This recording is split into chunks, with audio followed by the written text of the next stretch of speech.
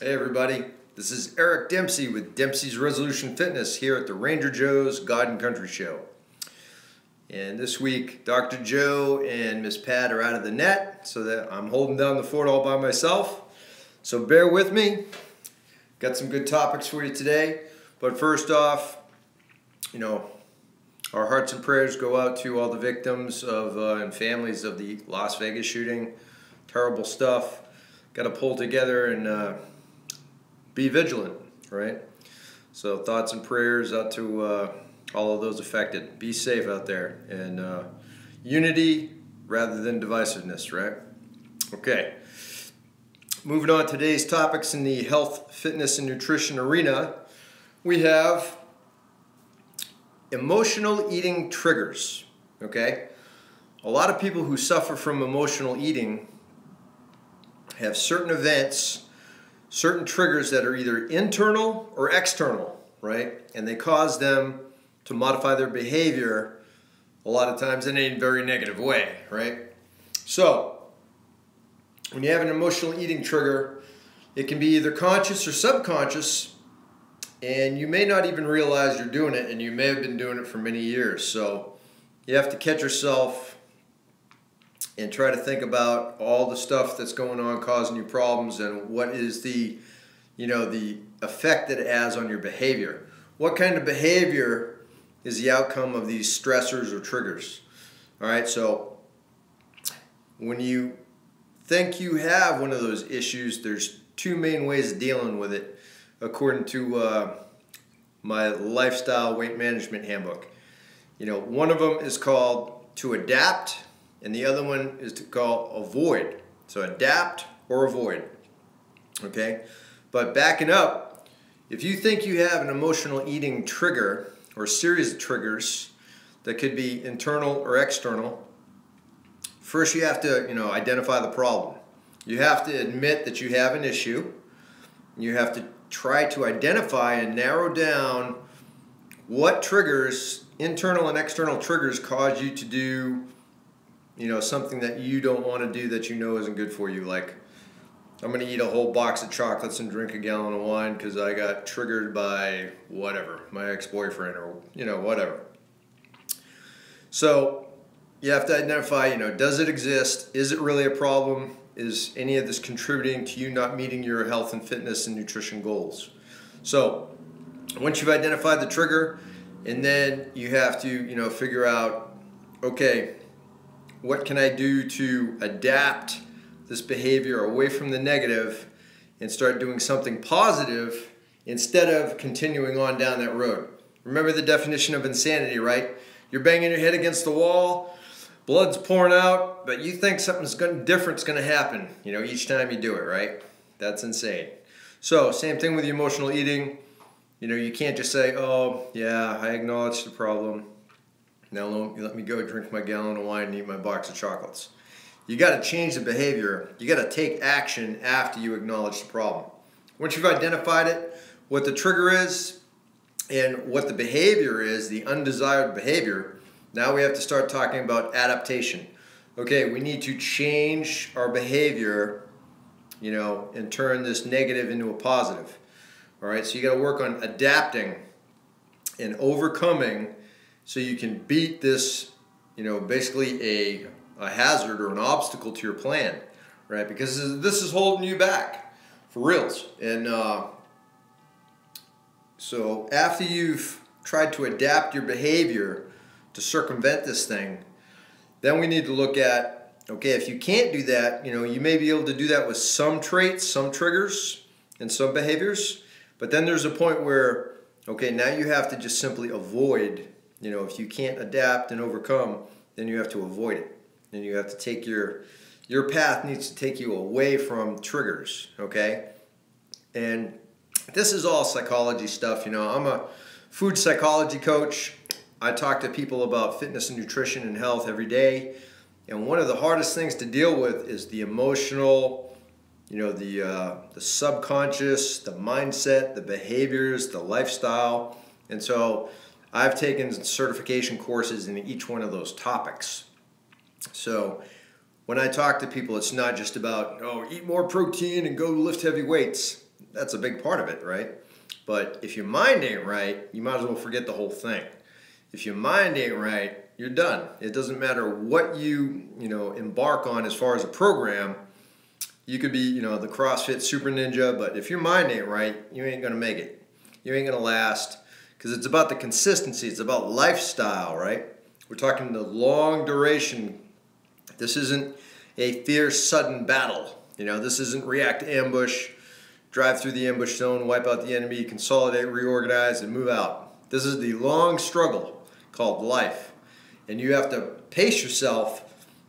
So, we're going for long-term change.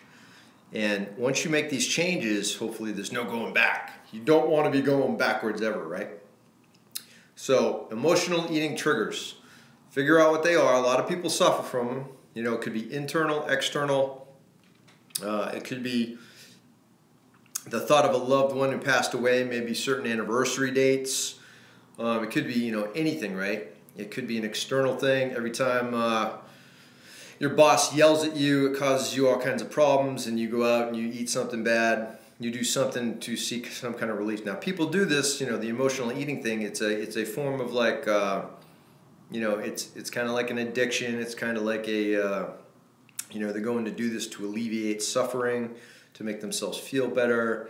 And a lot of times people don't even know why they do it, And a lot of stuff can happen in the subconscious realm where you're not physically present and aware of what you're actually got going on deep inside you.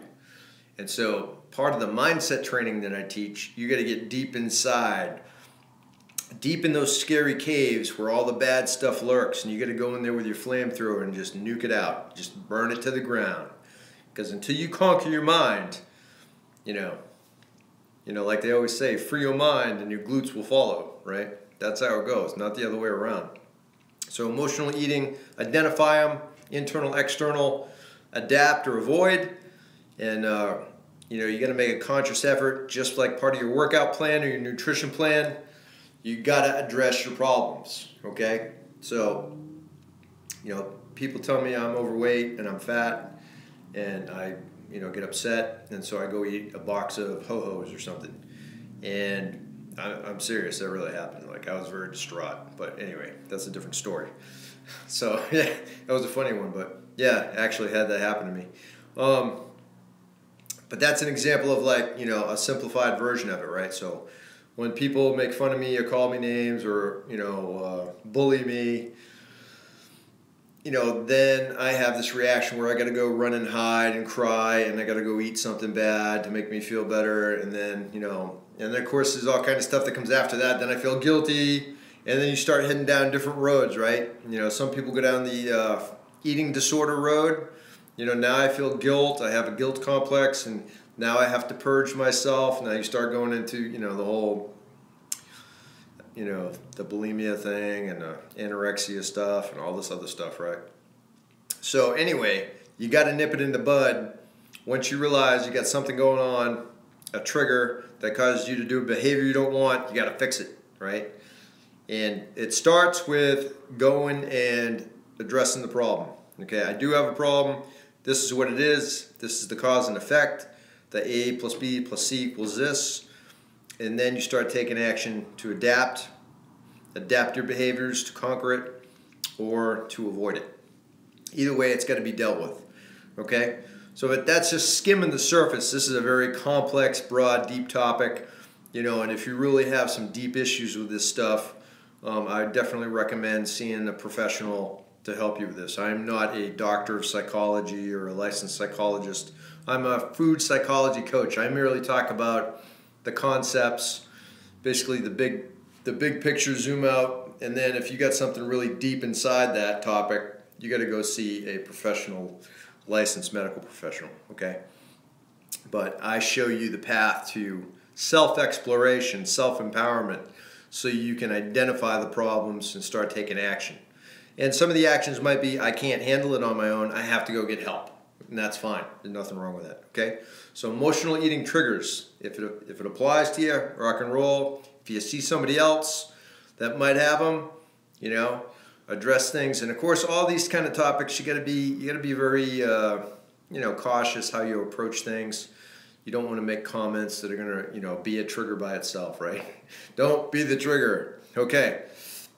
The next thing we want to talk about is there's all kind of stuff out there, people talking about protein, bashing protein again. Man, it just doesn't die. Like, no matter how many scientific studies come out, everybody's out there saying, oh man, if you eat too much protein, your bones are going to snap, they're going to get brittle, you're going to have bone issues, and you're going to, your kidneys are going to shut down, you're going to explode in a fireball and die. Well, I got news for you, okay? Not only, those circumstances in my 36 years of consuming large quantities of protein and being around hundreds of people over the years who have consumed large quantities of protein, I can, assure you that the population who suffers from any kind of higher protein dosage is very, very small, despite what any doctor says, right? Because, I've had this argument with doctors for zillions of years. And even down, when it came to my son playing football and basketball, guy telling me, he doesn't need, Anyway, what do I know? I'm only a youth nutrition specialist and a certified youth fitness trainer, but this urologist knew more about sports nutrition than I did, so he thought. But here's the reality, okay? I have never seen anybody, unless they're predisposed, right? They already have existing really bad kidney stuff. If like you got kidney stones and you got like high levels of uric acid and you got all this stuff going on with medical issues and you're being treated in it, that's not the time for you to crank your protein through the roof. Okay, if you're on kidney dialysis, you got some kind of kidney issues that are existing, or you got a high chance of contracting one of these kidney related issues, then probably, super high doses of protein would not be appropriate for you. But for the average healthy adult and kid and older adult, and just dang near anybody, okay, protein is the essential thing. Now, you'll hear a lot of these vegans, a lot of these doctors that promote, plant-based diets and all that, and don't get me wrong, 80% of my plate is usually plant-based, okay? But I like animal sources, so I eat animal sources. If you don't, you don't. The end state is with the nutrition, you got to get the right amount of the right stuff at the right time to support your goals and your overall health and fitness, right? And however you do it, doesn't matter. But at the end of the day, there are numbers that have to be reached. So all these people are out there, oh, eat some tree bark. Go eat some pine needles and tree bark, and don't count calories. You don't need to do anything, and you dang sure don't need that much protein. Well, how much do they deadlift? That's what I want to know. How much are they cranking out in the gym? Because I don't care even if you eat plant-based. You're talking, there's a lot of really great plant-based vegan protein powders out there. Hemp protein, pea protein. The only thing is you got to eat tubs of that stuff if you think you're going to get the right amount of protein in to support being healthy. You need more protein, okay? Now, what the studies have been done in the last 5 years that have shown they took a group of athletic individuals, cranked their protein intake up to 4 times the recommended daily allowance, 4 times as much, and did the extended study over a period of time, and nobody had they checked specifically for kidney problems, and nobody had any issues. And there's numerous different reports out there that you can read up on this. And, where are all these people with the kidney problems from protein? I haven't met one yet, okay? Now, like I said, I've only been doing this stuff for 36 years, so what do I know? But, if you do have pre-existing kidney conditions, yeah, then your protein intake probably doesn't need to be super high, but it needs to be the right amount, because contrary to popular belief, strong bones, strong connective tissue, strong muscle mass, your skeletal frame, your muscular frame, everything is held together with protein. If your protein is low and your fats are too low, there's no way you're going to have strong bones and any kind of health. So you need protein. And what the rest of the studies that are coming out show is that you need way more protein than the recommended daily allowance, and numerous recommendations have been done to raise that recommended daily allowance up because it's ridiculous, like 0.8 grams per kilogram of body weight. You know, at a minimum, it should be 1 if you're sedentary, and it goes up from there with your activity levels, okay? So, too much protein, is it really a health concern for the average person? No. The average person is under eating protein. That's another lie that is out there everywhere. People saying, oh, people eat too much protein. I haven't met a person eating too much protein in 36 years, all right? I mean, I kid you not. The biggest thing with all my nutrition coaching with my clients, you got to crank the protein up. Your protein's too low. Never, ever have I said, oh man, your protein is too high. You got to cut it back. Never. Never. Haven't seen it. I don't believe it exists. Not unless you're just, really off the deep end, killing fast food, eating like 500 hamburgers a day or something. There's no way. If you're eating any semblance of real food, whole foods, there's no way you're eating too much protein, okay? Now, always got to remember the difference between, we're talking about like the average healthy person eating properly, which doesn't include a lot of fast food or garbage or candy or sugar or excess sodium or all that, right? And all these drinks.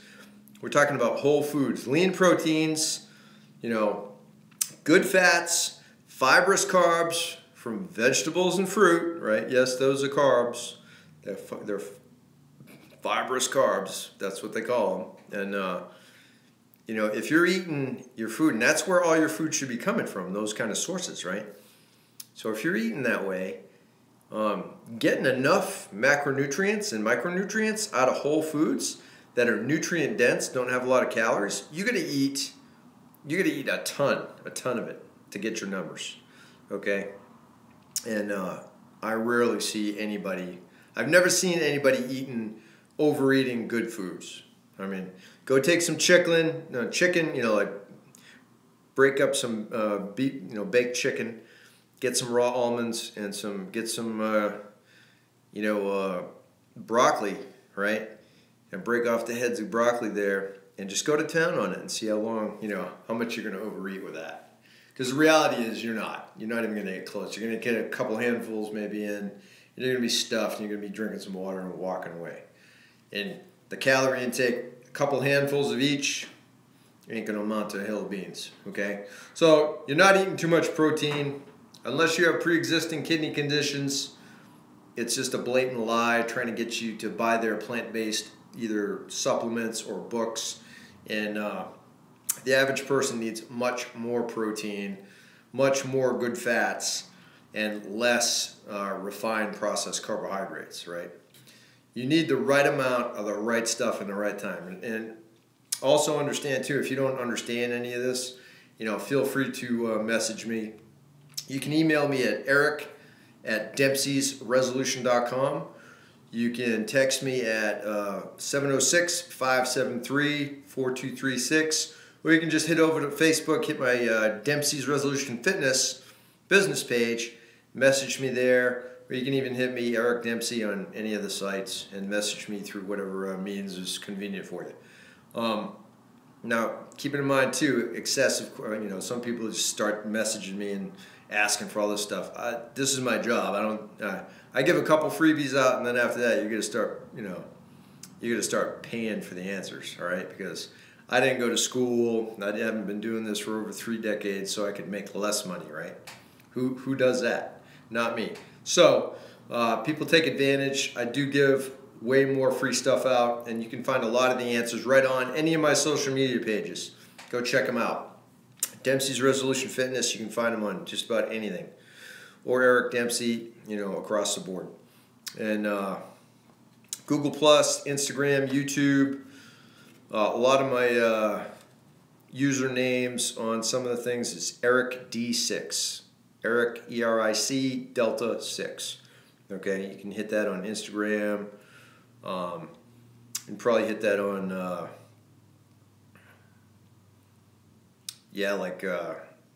not Facebook. You can just hit Dempsey's Resolution Fitness on Facebook and Pinterest and Google+, and hit my name up at like Pinterest, stuff like that. You can do Eric D6.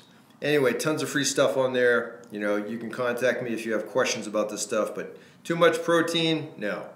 You know, the reality is 1.5 grams per kilogram of body weight for a super active adult is, you know, baseline, okay?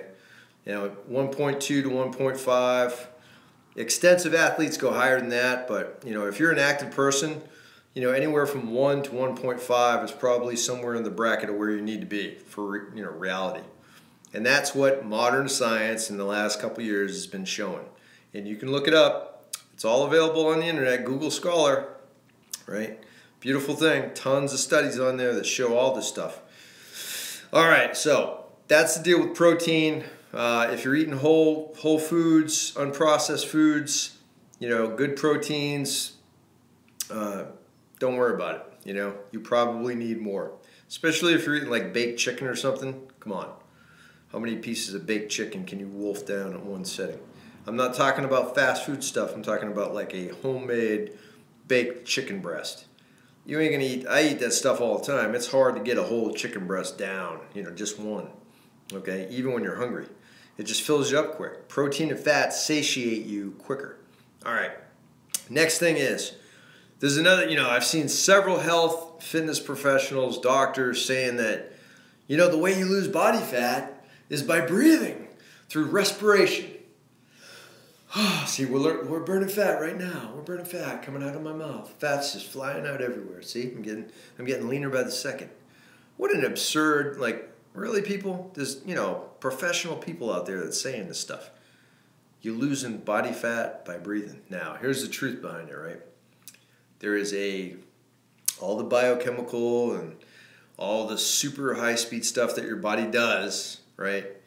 It processes things, and it does a lot of gaseous exchanges through all your systems. You know, your blood and carries oxygen. You know, air. The whole air transport and transfer from thinking you're breathing air into your lungs, and that gets, you know, metabolized into your lungs goes through gas into liquids, you know, and changes all kind of forms through your body, and then, you know, the oxygen's taken out, carbon dioxide's put back in, boom, and there's this whole process your body goes through the respiratory system, right?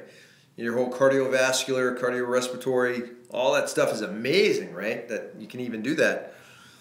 And so there's a process by which the breakdown of all the stuff going on in your body actually produces a fat oxidation through a respiratory or a gas exchange, where it's all chemically manipulated and changed into formats where it's expelled out in your exhalations, right? Now there is a little bit of truth to that, but obviously, right? How much fat do you think you're losing by blowing the air out? You're not, right? Come on. We're all breathing, you know. How many fat dudes are sitting around breathing, you know? They ain't losing no fat. So anybody who says that's the primary fat oxidation method is another crack smoker, all right? I mean, come on. But there's a little bit of truth to it, but come on. I mean, get real, right? You know what that goes right into saying, you know what the most effective intensity level for fat loss, the intensity level where you burn the highest amount of fat at any given time, is when you're sitting on the couch, when you're sedentary. Say sitting there watching the game on a Sunday. That is when your body's burning the highest ratio of fat for fuel, right? But let's get real. How much fat do you think you're burning sitting on the couch watching the game? Almost nothing, right? So it's taken, you know, it's just typical of today's world where we manipulate words and manipulate things to try to sell you something, right? So anyway, so now we got, you know, some dude sitting on the couch thinking he's burning fat by just sitting there and by breathing, by exhaling. So he's exhaling, he's on the couch, he's sedentary. He's in the two primary fat burning modes. But of course, you know, you don't have to be a rocket science to figure out there's not a lot going on there, right? So even though when you zoom in, the numbers say, wow, the ratio of fat oxidation in these settings is super high compared to anything else.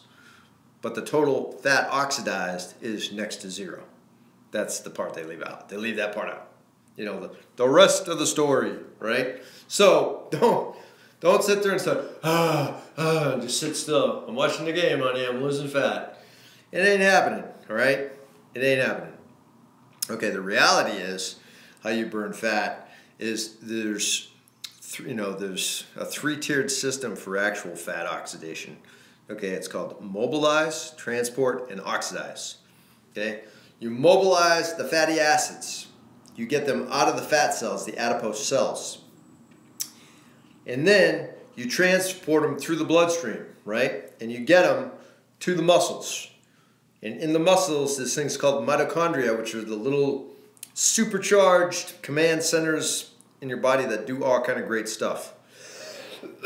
Excuse me. And these mitochondria use the fatty acids that are delivered to the muscles as fuel. And that's where they're oxidized. The more muscle tissue and mass you have, the more mitochondria you develop as the muscle fibers grow and manipulate, right? So muscle contributes to fat loss because it creates more mitochondria. More mitochondria burn more fat, okay? But you still got to get the fat out, get it in the bloodstream. It's kind of like a truck driving out of the bunker, right? Coming out of the armored warehouse filled with supplies for the frontline troops. It's got to drive down the road. It's got to convoy up Route Irish, not get hit, and it's going to deliver the goods to the muscles where they offload it and use it to fuel the mitochondria, which is the multiple launch rocket system for blasting fat. There's your military version of that. Sorry about that. But yeah, so mobilize, transport, and oxidize is how you actually burn fat in the real world, okay? And it ends up being in the mitochondria of the lean body mass. So if you don't have lean body mass and you're just fat, you ain't going to be burning a whole lot of fat, especially when you're on the couch in your peak fat burning zone, breathing out with your respiratory fat loss, right? So, you might as well throw your chocolates and your healthy wine in there too. Oh my gosh, right? I mean, if you listen to some of these people, man, you wonder why there's a problem.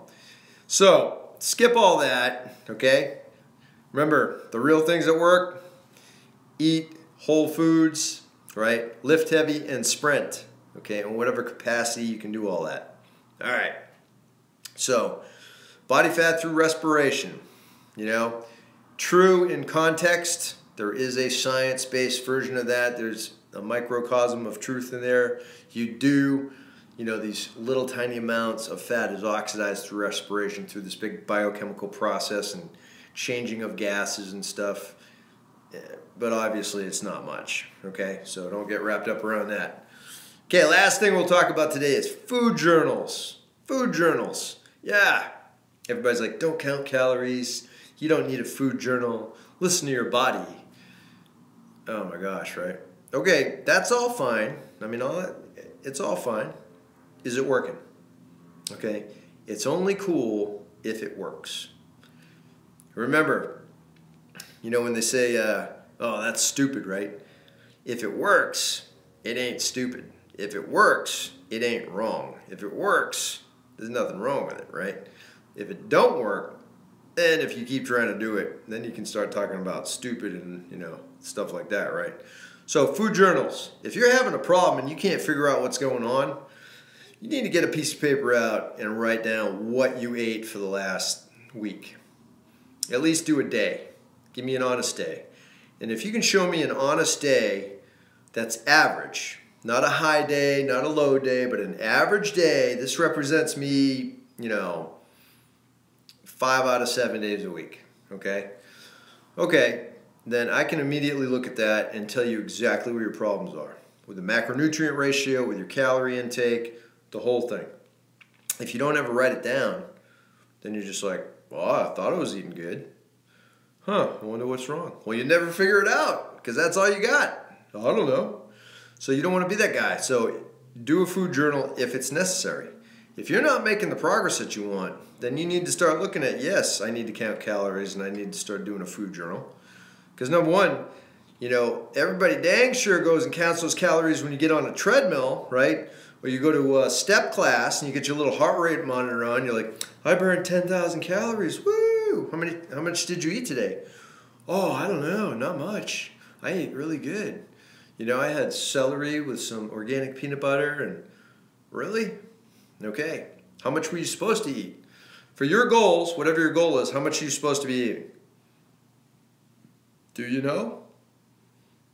No idea, see? So that's the difference between knowing and not knowing, right? Being educated and not. Being out into the void, into the weight loss void, not having a clue.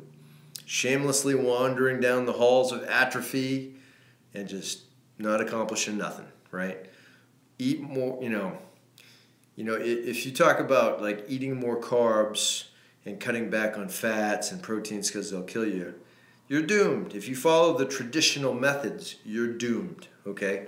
Weight loss is not the answer. You want fat to come off. Weight can be fat or lean body mass. You want the fat off. You want the muscle to stay. It's very important for your health, especially as you get older. So food journals, you know, if necessary, they are extremely effective, and, you know, it's worth its weight in gold. Okay, because you can always refer back to them, and because you write down at the bottom, you know, this worked really well for me, this didn't work well, this was a bad week. And then, you know, last year, you look at last year's food journal, and all your reference notes are right there. Okay, and it's, you know, it's one of those things like if a client's having a problem with their food and they just can't figure it out, I just tell them, you know, do a food journal. You know, that'll tell you pretty much right off the bat. As soon as you see it on paper, it's like, it sticks out at you like you just cannot believe. All right? Food journals. Do them if you need to. If you're good and you're rocking and rolling, you're making it happen without it, whatever. Okay? But if you need to, write it down. There's all kind of apps you can get on your phones now. MyFitnessPal, you know, there's dozens and dozens. Get whichever one you want. Now, I wouldn't recommend following any of these apps, their programs, because most of them are just absolute garbage. Their calories are way too low, and they're just in that starvation thing. Eat less and exercise more crap. But they have really good tracking stuff.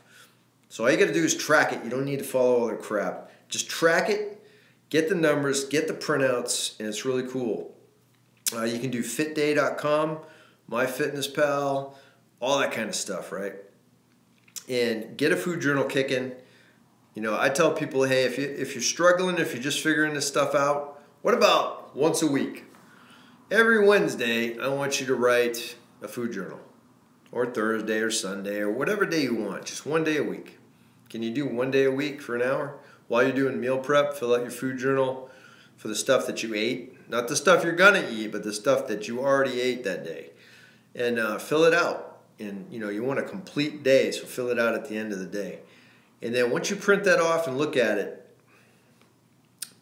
here's what you're supposed to be doing. Here's what you're actually doing. We're going to bring these together, right? So if you don't have any analytical data to compare to this is what you're supposed to be doing, and do you even know this information? Okay, because I teach people how to figure this out.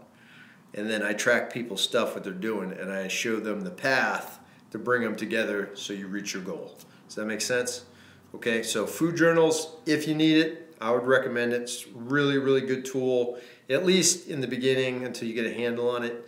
And remember, results dictates whether you need something or not, okay? Results. If you're not getting results, you know, 1% body fat loss per week, 1 to 2 pounds per week if you're doing a weight loss program, those are the minimum. Those are the minimums, okay? If you're not hitting those kind of numbers, you're not tracking. You're not doing it right, okay?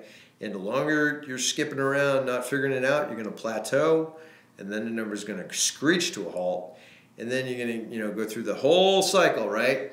Oh man, I do all this work. It worked for a while. Now it doesn't. Oh, I'm just back to the bonbons and, you know, whatever, okay? So don't be like that. Stick with it. If you hit a plateau, you got to figure it out. If you need help with that stuff, contact me. That's what I do, okay? I can look at your stuff real quick and say, bam, this is exactly what's wrong. I could look at your stuff within 5 minutes and tell you exactly in super detail what you needed to do, because I've been doing it that long. It sticks out at me like a sore thumb. It's just, you know, it's so obvious once you learn what you're looking at. And of course, I teach people how to look at your own stuff, so you can just grade it yourself. Get your red pen out and be like, oh man, you know, too many carbs, not enough protein here, no fat here, you know, oh, water intake too low, sodium really high, you know, boom, boom, boom. And then you got to get all that stuff figured out, okay? Now, if everything's working, you don't need nothing, just rock and roll. You're doing good. If you aren't making progress and you don't know what's going on, then you need help.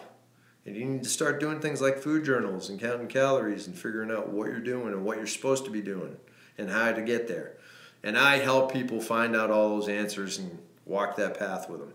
So anyway, have a great day. God bless y'all. God bless America. You know, thoughts and prayers go out to the Las Vegas victims' families. Everybody stay safe out there. Be vigilant. If you are a concealed weapon carrier, you know, I strongly recommend weapon and spare magazines, you know, at all times. Plus first aid kits, another example. I carry an IFAK with me everywhere I go. And, you know, an improved first aid kit, tourniquets, pressure dressings, all that kind of stuff, right? You got to be real. We live in today's world, and be prepared, all right? Being fit and lean and ready to rock and roll is also part of survival training and tactical training, right? That's why soldiers and survivalists are all in pretty good shape, okay? And the real ones anyway. And you got to be healthy and fit, mind, body, and spirit, right? So anyway, God bless you all. Stay safe, and we'll be back at you with hopefully with Dr. Joe and Pat next week. Hey, check out. We're going to be doing the ministry is actually doing a whole new upgrade on all its social media stuff. I've mentioned this last week. If you want to get on their new newsletter, I'm going to be typing up the very first ministry newsletter this week, putting all kind of great content out, covering all the different shows that are on the Ranger Joe's Garden Country Show, and all kind of great data, sales, special deals, all different stuff. And you can get there by texting CPVM to 22828, okay? So you text the number 22828, you type in CPVM in the text column, in the actual block, text that. It'll ask you for your email. You pop that in there and you automatically be enrolled on the ministry newsletter. CPVM, text that to 22828, okay? God bless you, take care, and we'll be back with you with more content next week. Bye.